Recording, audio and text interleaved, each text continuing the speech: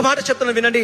ఏ మనుషులైతే మీ యొద్ద నుంచి దొంగిలించాలనుకుంటూ ఉన్నారో, people who try to destroy your life, ఏ మనుషులైతే మీ జీవితాలను నాశనం చేయాలి అనుకుంటున్నారో, that manager giving you a lot of torture, ఆ ఏ మేనేజర్ అయితే నేను ఎక్కువగా బాధపరిచి చిత్రహింస పెడుతూ that ఉన్నారో, HR is giving you a lot of headache, A HR అయితే నీకు తలనొప్పి పుట్టిస్తూ ఉన్నాడో, God will use the same servant, whether he likes it or not. He will come and hand over your promotion letter, your promised things, or whether they like it or not, they will come and hand it over.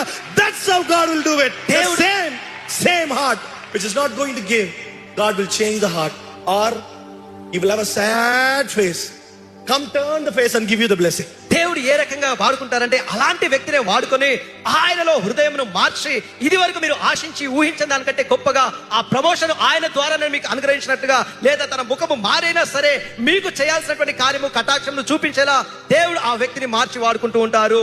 When you stand in the presence of God, ఎప్పుడైతే మీరు దేవుని సన్నిధిని నిలవబడి ఉంటారో, word of the Lord comes, దేవుని వాక్కు ప్రత్యక్షమవును, the guidance of the Lord comes, దేవుని యొక్క నడిపింపు కలుగును, the protection of God comes, దేవుని కాపుదల కలుగును, and the provision of God. అంతేకాదండి దేవుని సమకూర్పును మీరు Come on, చూడగలరు. repeat after me.